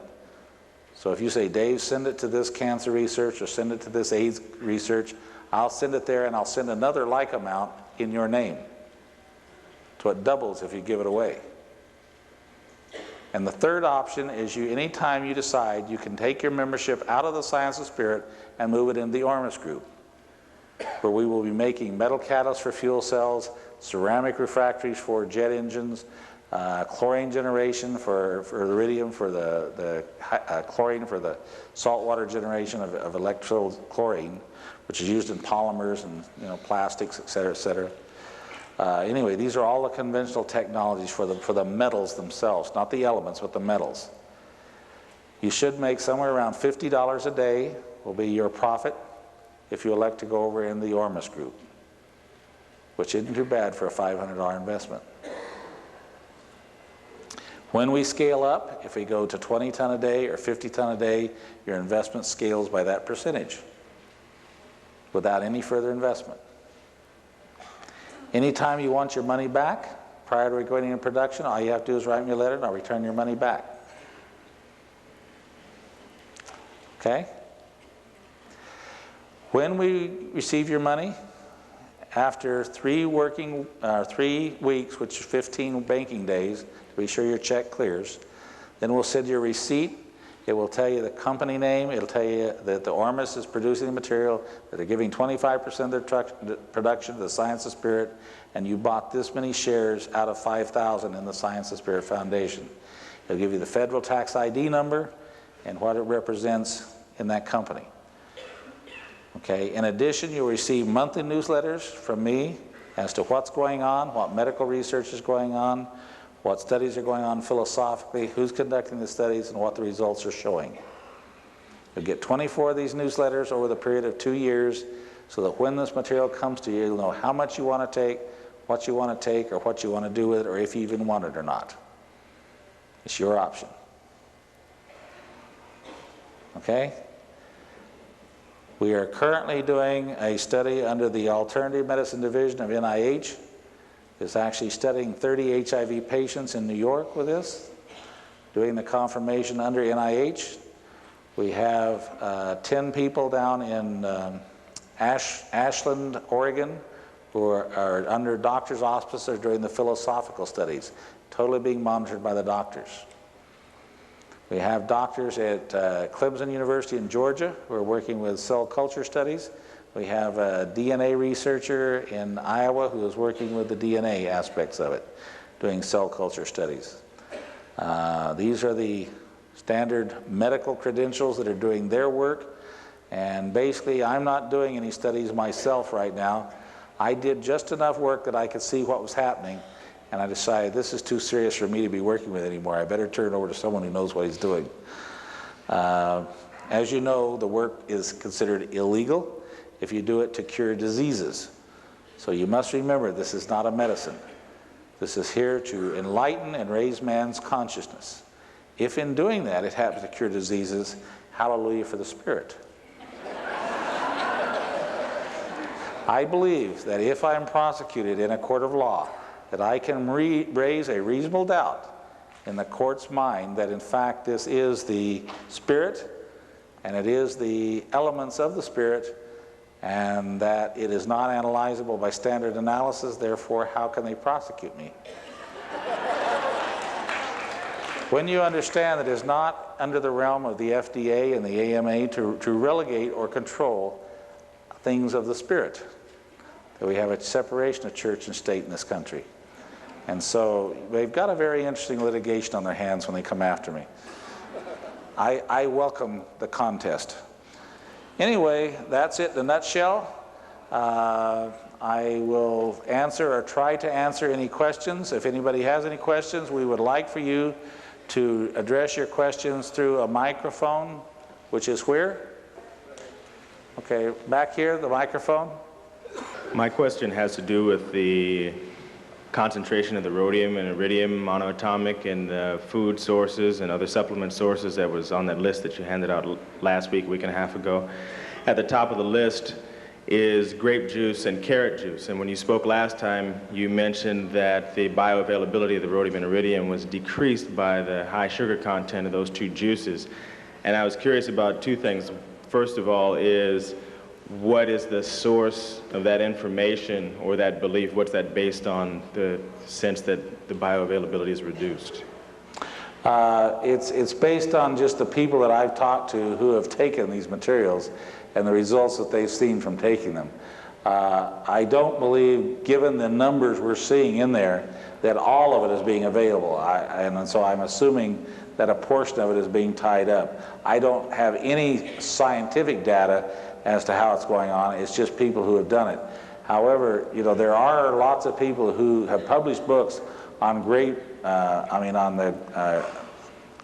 juice diets to cure cancer. Right. There are also people who swear they've taken carrot juice and cured cancer. Right. And so, you know, I assume if you drink enough of it, you know, that there is a benefit, but certainly it doesn't appear like if you take that many milligrams in that analysis and then take that many milligrams of the pure powder from me, you don't get the same response. So I'm assuming that it's all not being available. Well, the reason I asked the question is because grape juice and carrot juice are a lot less expensive and more available certainly. than some of the others. One of the things that I was wondering whether or not you had considered was that grape juice, in order to take the grape juice out of sugar easily, you can turn it into red wine. And many of us here have probably heard a certain teacher mention the potential effects of a glass of red wine. And of course, if you're concerned about the alcohol, if you heat it up to a moderate temperature, you can actually even get rid of the ethanol. And the question that I had that had to do with this is whether or not you would think that in red wine, because I guess you haven't tested, it's not on the list, but whether or not you would think or expect that the rhodium and iridium from Concord grape juice would be lost in its conversion into red wine by bacteria. I would not expect it to be lost if it's being converted to wine. In fact, my attorney is a connoisseur of fine wines, and he said, Dave, I was delighted to find out that of all the materials we've analyzed, that wine is the only material that contains gold. Oh, really? The grape juice and wine is the only one that contains, and this is minute amounts. Don't go out and rig a lot so you can get a lot of gold. No problem. But it does contain very small amounts, but it does contain gold. I guess that's why words of wisdom come from winos on the corner sometime. Well, I think that the reason is the root is very deep, Yeah. and it's many years, you know, sitting there, the same plant with the root going down deep, and it does draw nutrients from, you know, a big area of the earth. And normally grapes are grown on mountainsides, you know, rocky mountainsides where there's a lot of mineralization. Right. With respect to the bioavailability, one thing I wanted to propose to you is that you might consider, if you haven't already done it, either the sublingual or intranasal route, because those have the potential to bypass the liver and loss of... We've tried them, and the material just is totally inert. And so, you know, you point out the no bond resonance aspect. We find that when we do analysis on tissue, back at MIU, we analyzed ATP, GTP, DNA, RNA, and yet we find it's not associated with any of those complexes of the tissue, and yet it's 5% by dry matter weight in the tissue. Well, the conclusion we've come to is these elements are associated with the aqueous phase. They're not chemically bound to any aspect, and they're actually in the body in the aqueous phase. And it's a resonance transfer into the cell. It's not a chemical bond. Okay. Yes, I wondered if you would address Dr. Merkel's life crystals and how they equate to the white powder gold. Sure. I became aware of Merkel's work about 7 or 8 years ago. We actually bought some life crystals, analyzed the life crystals. The life crystals are gold. Wow. And he's actually distilling the gold from the grape juice. That's how he comes up with what he calls live crystals. However, when you buy live crystals, you have to hold it up in the sunlight to even look through the water and see the little bit of crystalline material in there. He tells you that it's ATP. That's what he tells you it is. But you take that and put it in fuming sulfuric acid, nitric to take care of whatever carbon forms, then water, down to fumes of sulfuric and down to a minimum of acid, then dilute up with water, and there's a live crystal still there. That's not ATP. Right. Does this going through the bloodstream instead of the digestive system alter the gold in any way? And is it as potent as the white powder gold? The gold and the iridium do not go through the normal digestive system in the hydrochloric acid and into as a chloride in the blood. I believe that iridium and gold go in through the meridian system, and science doesn't even acknowledge it exists. So, you know, where's the mechanism? I have come to understand that in fact the iridium and the gold, actually it's a resonance transfer in the body that occurs from these elements. And so I believe that the attributes of the iridium and the gold is not actually like nutritional. It doesn't go in as food would go into the blood. It actually is a resonance transfer from the stomach, from the, the digestive system here, into the body is the way it occurs. And I think that even Ramtha said that it's that this is a light transfer phenomenon and a changing of the vibrational resonance is where we're supposed to go to.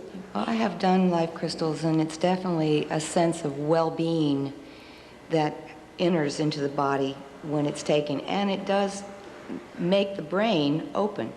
All of a sudden you understand things, you have clarity, you have psychicness, but it's not like getting high. I mean, you just have a sense of well-beingness.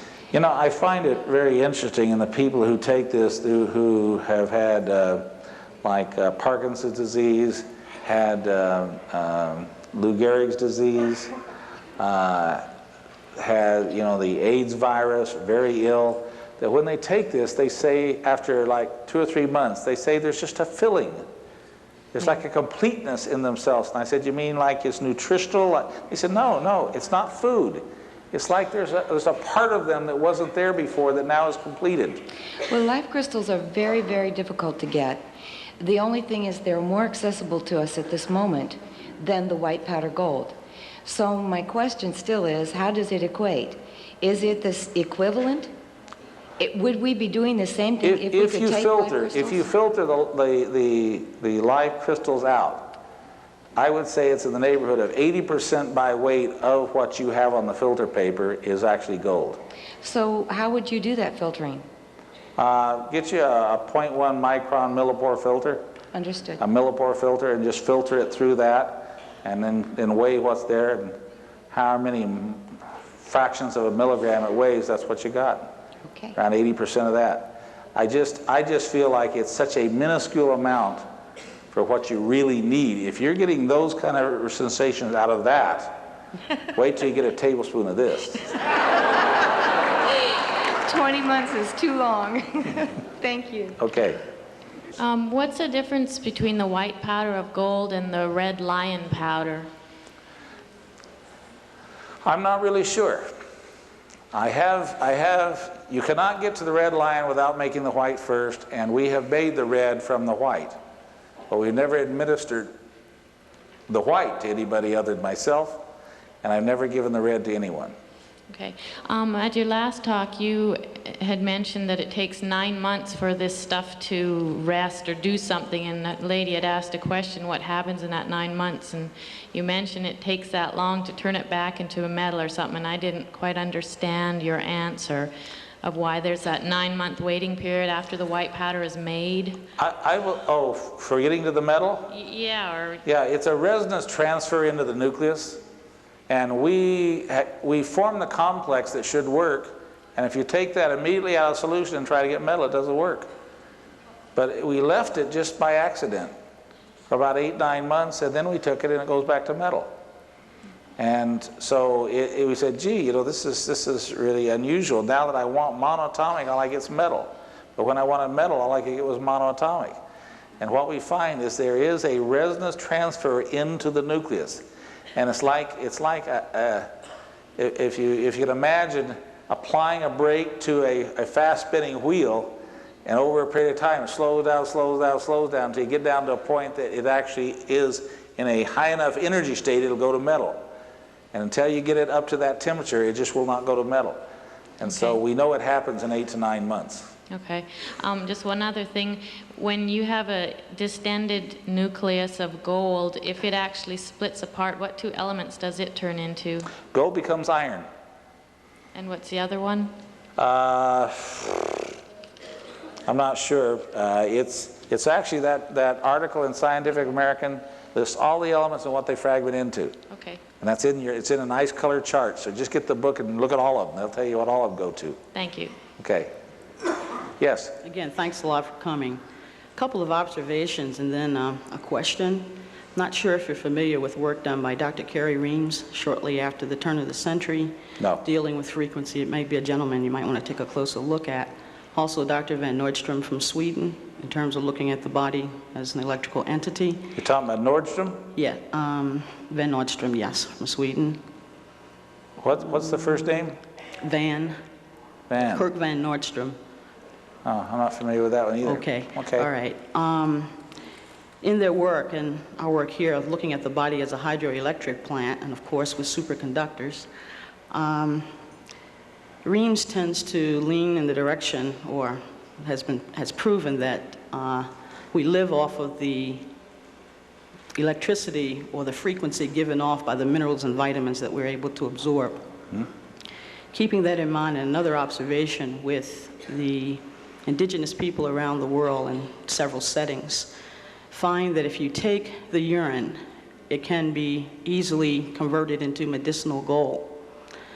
Keeping that in mind, and there's some references in the Bible in that respect also, and some mythical things in terms of Jason the Golden Fleece, etc.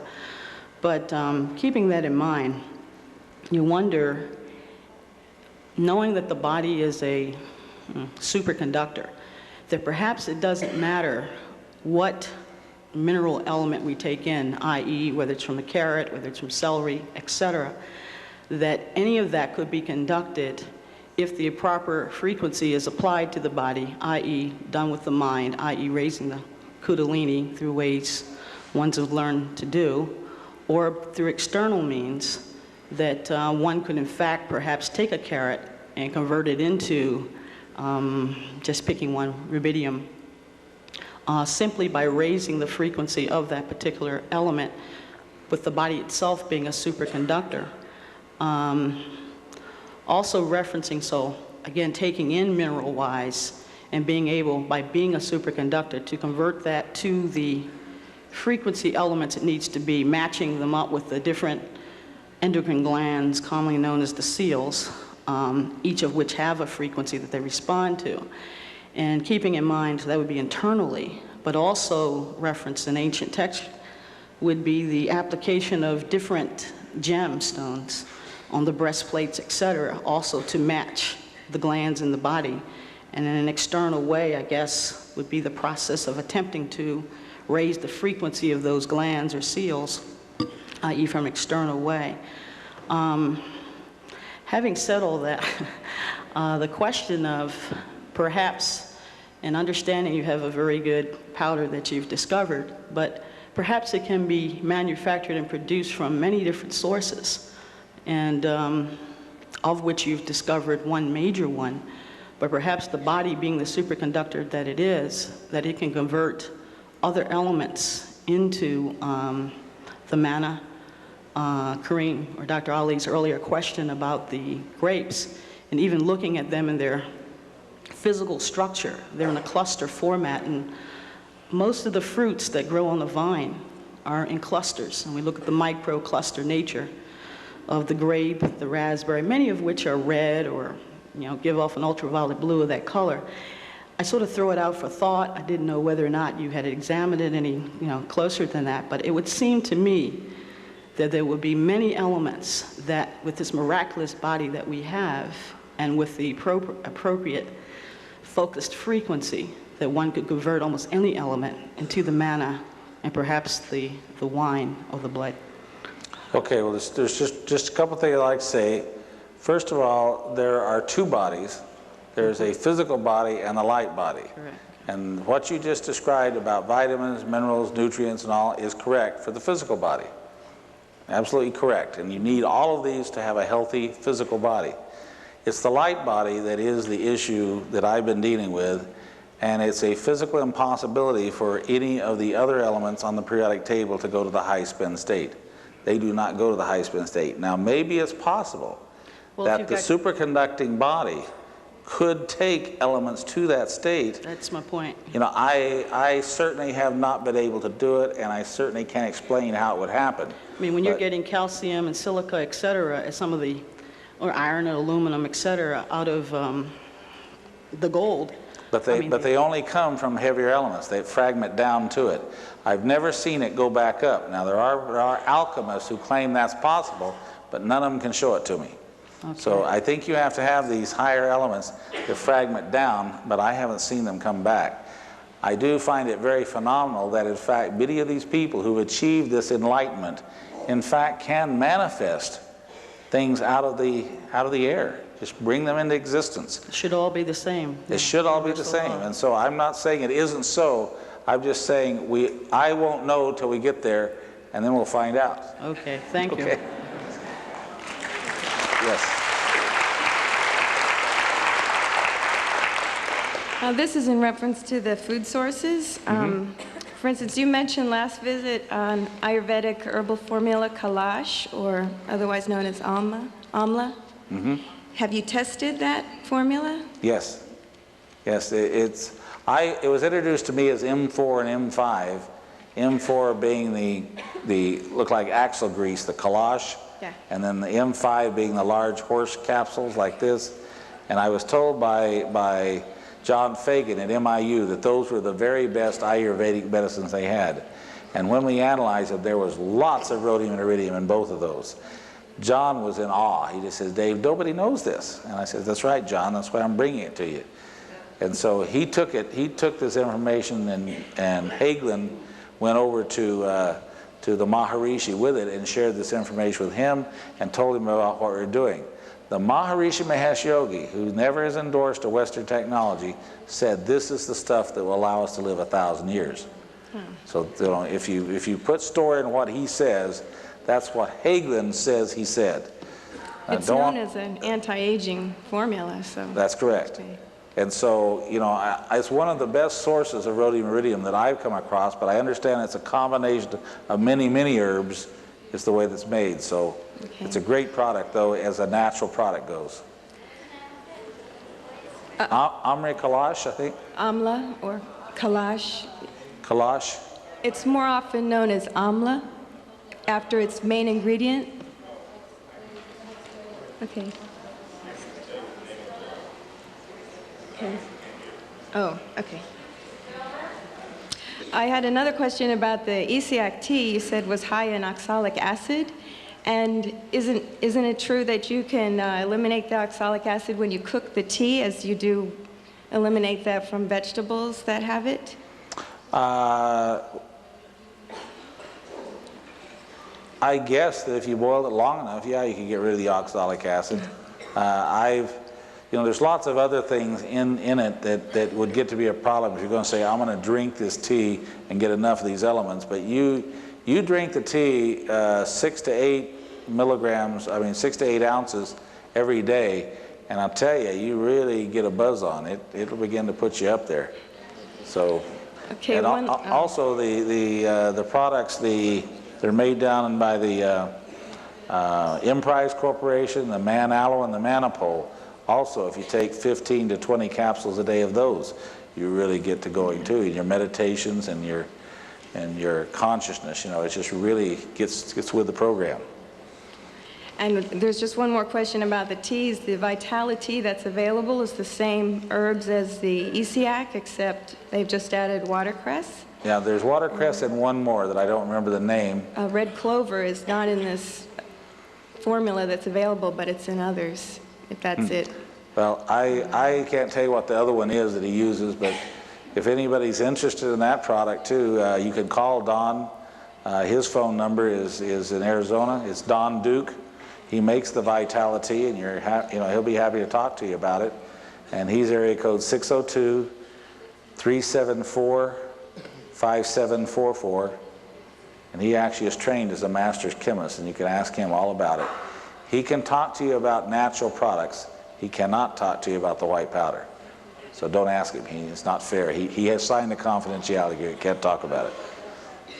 And have you tested colloidal silver and colloidal gold? Well, the colloidal gold, I don't think you'll find anybody who truly has colloidal gold. You can make gold chloride. There is colloidal silver. That's been known for 150 years as an antiseptic and has medicinal properties. What you've got to understand is the word colloidal is not a technical word. It's not a scientific word. it's like the word a bunch or a little bit. You know, it's not specific. And so when you make colloidal silver, you must remember that colloidal silver, if you get the cluster size small enough, it will totally disaggregate to the monomer. But how much of it went and how much of it hasn't gone, and it's that hasn't gone that's a poison. And so if you take very much of it, you're running the risk of being poisoned. And so, you know, I walk very carefully if you're talking about high amounts. If you're going to stay with low amounts, I'm sure it's okay. But don't get in the high amounts. You could be poisoned by it. Thank you. Okay? Yes? Greetings, David. I commend you on your journey. As a veterinarian, ever since your last talk, I've had my share of people requiring about the ace mannin. And first of all, I have to ask you, are you, as you know, you probably know, it's an injectable form. That's and correct. It's people need to know this. I'm taking the opportunity. It's an intraperitoneal form or intralesional, which means in the abdomen or in the lesion. Now, I asked Carrington Laboratories about this. They gave me an answer, but they didn't give me an answer. Can that at all be taken orally? Can it be? Yes. Certainly. That's what I felt But from your last talk. Yeah, it's not as powerful if it's taken by direct injection, but because you only get, at best, 80% if you're totally fasting. I'd say if you're eating foods, you probably only get 40–50% into your bloodstream. Okay, I'm thinking of more on the animal basis. Instead of giving it the injectable form, give it an oral form. Yeah, it just won't. It's quite expensive, and Right. you wouldn't want to lose any of the effect if you could inject it. I wouldn't think. Okay. That's the only thing. If you can afford it, do it. No, and I'm bringing that up, question then, because it came to me after your last lecture. I thought perhaps it could be consumed animal-wise orally and get that benefit instead of Well, for the benefit injecting of those people who don't understand, there is a product made by Carrington Laboratories called Ace Mannin. And Ace Mannin, I have purchased it, analyzed it, and it is 90% rhodium. And they actually make the Ace Mannin from the aloe vera plant, and they've concentrated that aspect of aloe vera that affects the cancer cure. And they know that this they call glucopolysaccharide. And it's not glucopolysaccharide, it's 90% rhodium. It may be 10% glucopolysaccharide, but you know, for those people who don't know what we're talking about, that's what we're talking about.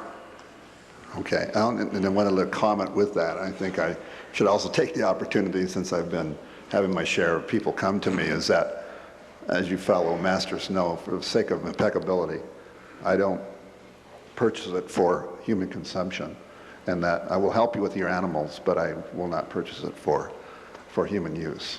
Thank you. Okay.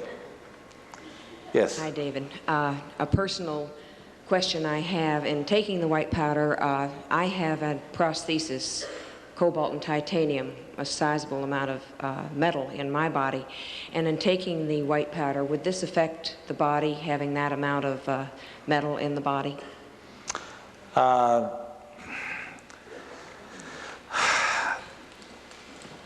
It's my opinion that, in fact, you have right now junk DNA, that they don't know what role it performs in your body.